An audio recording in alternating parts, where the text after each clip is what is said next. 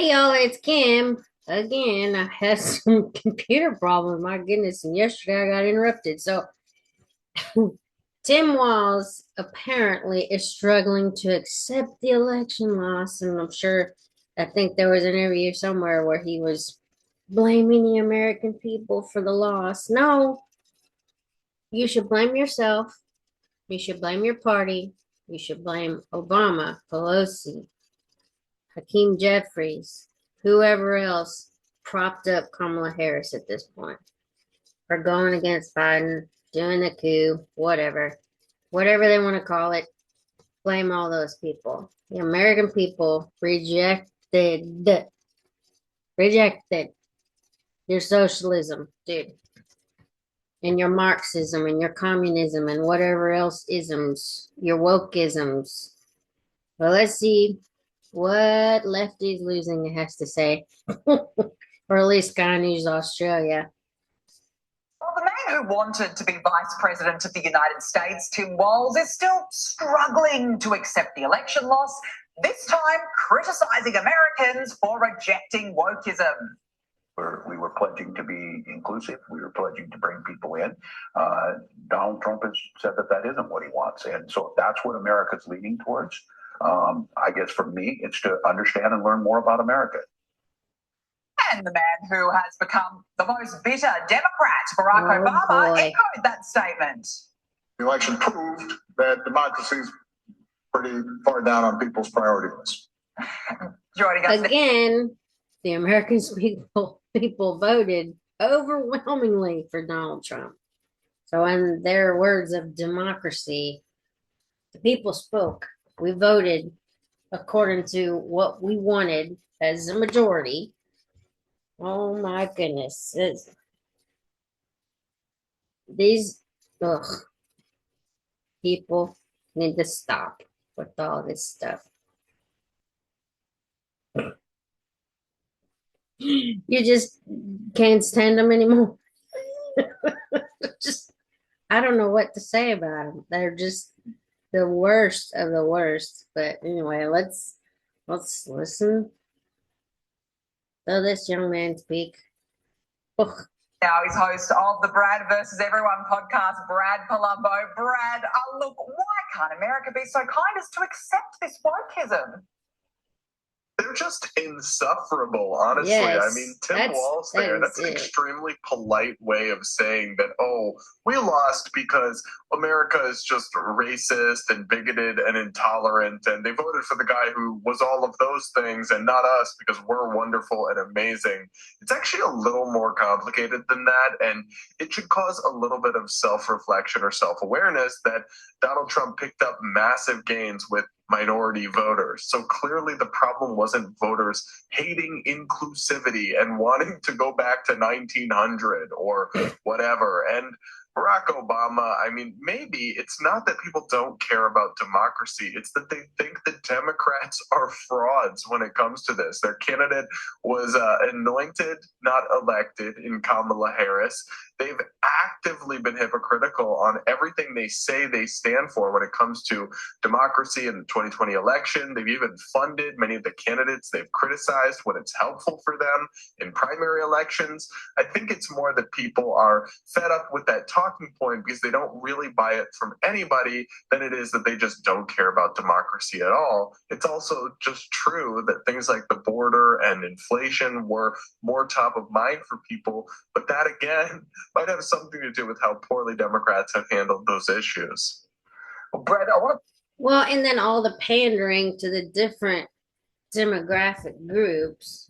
So you're Black, Hispanic, Kamala with all her accents, student loan forgiveness, trying to pander to them to get votes. Anybody that's a new home buyer, like the young people, the reproductive rights. So that's a lot of young women, and even going after young men, wanting them at the DNC to give vasectomies. And I think that's even another push that they're trying to do. So it's kind of like all of these things have not worked in their favor to get votes. It spectacularly failed, obviously. because otherwise Donald Trump wouldn't be getting back in the office. But yeah, I just, and of course, the other stuff he just listed, the inflation, the border, crime, whatever else you want to name on all this stuff. I mean, yeah, they lost spectacularly because their policies are terrible for America. They're always putting Americans last, and it's so obvious. All the money that's been sent over to all these other countries to fund their wars, and we've got people here that need money and that can't get it. Yeah, so whatever. The Democrat Party has failed spectacularly. Anyway, Pick you up on that point about the Democrats' disdain for democracy, because a lot of people were critical of the decision to make Kamala Harris the Democratic Party's candidate without a primary. For one, it was anti-democratic, and for two, a primary might have unearthed a better Democratic candidate, but Kamala's deputy campaign manager has said they couldn't hold an open primary because Kamala would have lost and black women would have been upset.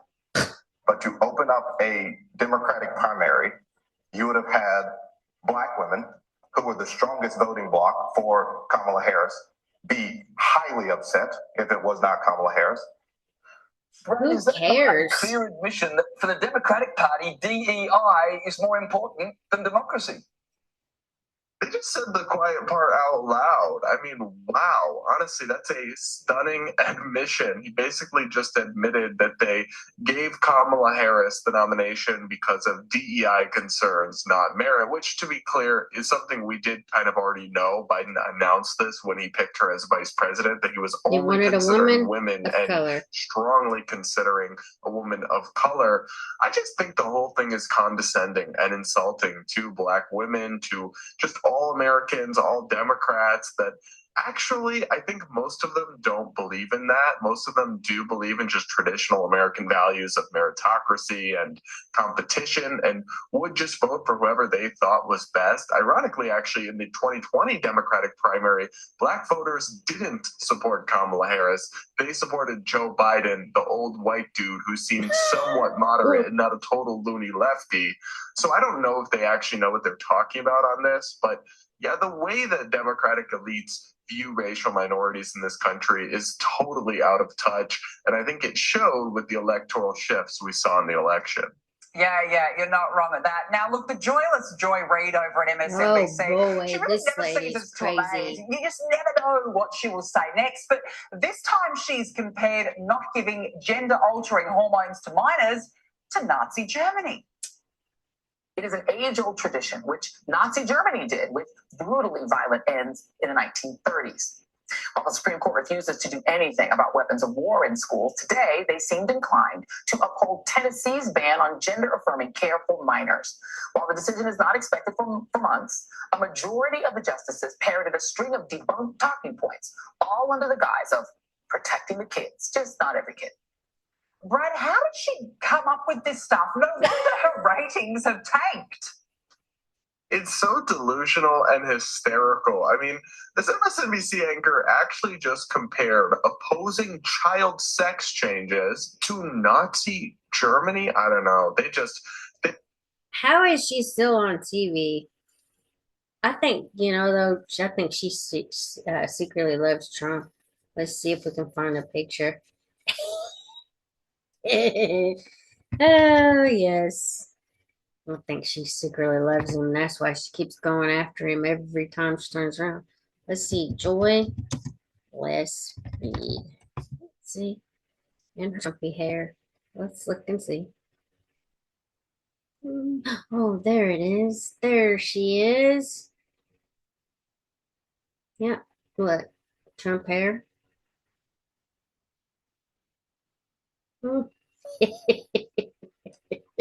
Yep. Isn't this cultural appropriation though? Just saying. I mean, if we're gonna be serious, like looking at it. All right, let's see what else we can find. Her little Trumpy hair. She loves Trump. And even now she still has blondish hair. Oh, look, there it is. It says news TV host Joy Reid accused of stealing Trump's hairstyle, and then she shaves her head. Let's see what this says. This is the Times of India. So this was June 23rd, 2024. Some guy actually stopped her in the street, I think right outside of the television studio, and asked her if she had stolen Trump's hair. It says Joy Reid, a prominent black conservative. Black conservative? She ain't no conservative. Journalist known for her distinctive bleach blonde comb over hairstyle has often been compared to former U.S. President Donald Trump due to their similar haircuts. Recently, Reid responded to ongoing comparisons and criticisms by shaving her head and dyeing it blonde. So she still loves him. She's got blondie hair like Trump with his golden mane of hair. Oh my goodness. I think it's actually profoundly insulting to victims of the Holocaust and to the Jewish people to throw that around like candy on Halloween and in the process dilute the memory of such a grave and serious allegation and accusation. They clearly have gone down this path of the boy who cried wolf. And that's why I think a lot of people don't believe the mainstream media, don't believe progressives or Democratic politicians when they throw around these accusations and allegations. Even on the rare instances they've maybe actually correctly identified something bigoted or bad, no one listens to them anymore, and it's their own fault because they're so ridiculous and hyperbolic all the time. Yeah, that is absolutely true. I want to talk about Joe Biden for a moment. He led the traditional White House Christmas tree lighting ceremony on Thursday. But it wasn't the tree, it was Biden's hair that became the talking point. Well, give me your thoughts on this photo of the US president that has gone viral. It looks like Ebenezer Scrooge after having just seen all three ghosts of Christmas pass. Oh, gosh, it's there's two things here, right? On one hand, it feels like elder abuse. It feels terrible what they've done to this guy. He's clearly so far past it. It's been apparent for such a long time. And they exploited him to cling to power, they, until the last possible second, thought he could potentially beat Trump. So they were willing to put up somebody who's clearly past it. But on the other hand, it's also scary that this is the guy who it's 1:30 in the morning right now here in Michigan in the U.S., a crisis could unfold and the president could be expected to roll out of bed in the middle of the night. Does anyone really think this guy would be sharp and able to make a tough decision with the advice of generals with 5 minutes with a nuclear alert coming in? Boy. Of course not. So it's petrifying, honestly. You can say a lot of things about Donald Trump, but at least he's sharper and more with it than this. That's a low bar. He looks like that guy from Back to the Future. It's just shocking. Now, look, in more proof that Jill Biden, aka Dr. Jill, voted for Donald Trump despite the Democrats were asking her husband, here they are all buddy. Have a look at this at the reopening of Notre Dame in France, having a little chat, Brad. Maybe Trump isn't Hitler or a dictator after all. Which is kind of ironic because she talked to Trump or like acknowledged him, but then there was something with Kamala Harris recently and she wouldn't even look in her direction. At least that's what people are saying. I don't know. I was just like, wow, whatever. I'm sure there's some animosity there with the coup that was done by the Democrats, to get rid of Joe Biden. Oh boy. Yeah, it's an interesting one because on one hand, I actually give the Democrats a little bit of credit on this. They've been fairly civil and respectable about the transition of power, and they've extended an olive branch to Trump. Biden had him at the White House, and all of that I like. That's the approach to politics I want to see in America. But on the other hand, it's like, hold up. 5 minutes ago, you guys were telling us this guy is literally Hitler, and now you're doing photo ops and smiling and shaking his hand and welcoming him and all this stuff. if you had actually believed any of that, I don't think that's how you would be handling this. So it suggests to me, on one hand, that they are being civil for once, which I do appreciate, but on the other hand, that they're rhetorical frauds in many ways. But then again, we kind of knew that. We knew that indeed. Brett Colombo, you do it every week. Thanks for helping us make sense of the United States. Makes sense of the United States. Hold on, there was another one that had Tim Walz. Let me see if I can find it in my list. Shoot. I got so many videos in here. It was talking about Tim Walz.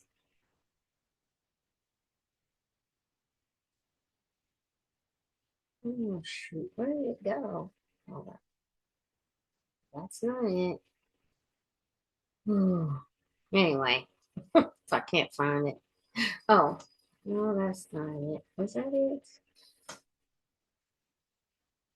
I guess this is that interview. Governor Tim Walz gets personal during one-on-one with Fox 9. Let's see if this is it. Minnesota Governor Tim Walz sat down with Fox 9's Corin Haggard today for his first one-on-one interview since the election. We're going to take a closer look at the campaign and his political future tonight at 9. But right now at 5, Corin is live at the Capitol. And Corin, you also dug into how the campaign impacted the governor's family on a personal level. Yes, Simone and Kelsey, it obviously took a toll on them, that loss, especially. They all took very hard, although they're hopeful now. They took it hard. Oh, wow. I'm sorry. Too bad. America spoke. We're done. That may not be it. I can't find the other one. It was kind of news, but now I can't find the stupid thing. Sorry. I'm trying to find it, but I can't find it in my list. This might not even be my actual list. I have so many videos. Oh boy, too many videos. But this is interesting stuff, so that's why. Let me see if I can find the one that says kind of news.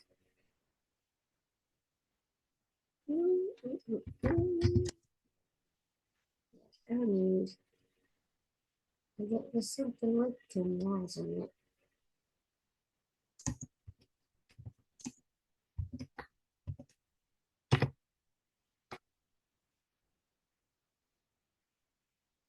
Nope, that's not it. 2 days ago. Okay, that's the one we just saw. 1 day ago. Oh, this. Oh, yeah, because I was already watching that one. It's okay.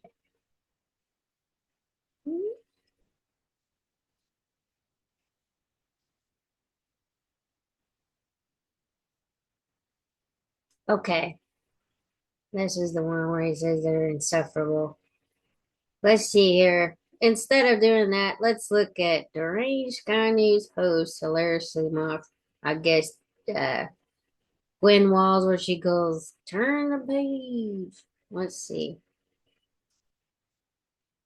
These people are nuts. And now it's time for Lefties Losing It. Let's check in with Gwen Walz, the wife of Kamala Harris's VP pick, Tim Walz. She seems nice and not at all deranged. You just show me this. Turn the page, right? Turn the page.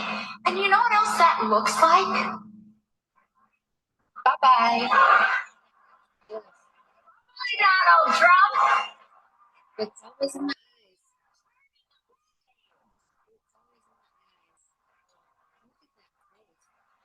2 days and we are turning the page.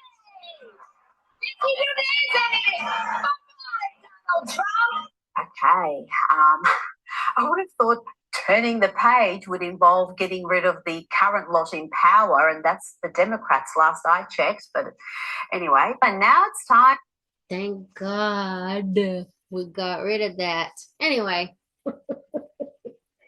Yes, they're having a hard time with this election. The loss. Don't forget, she had to give up her Trump hair here, Miss Joyless Reed. And then these nuts. Anyway, y'all have a good day. I'm gonna try to get this uploaded and the other one that I started yesterday. I had to piece it together because I got interrupted. And went talk to y'all later. Bye.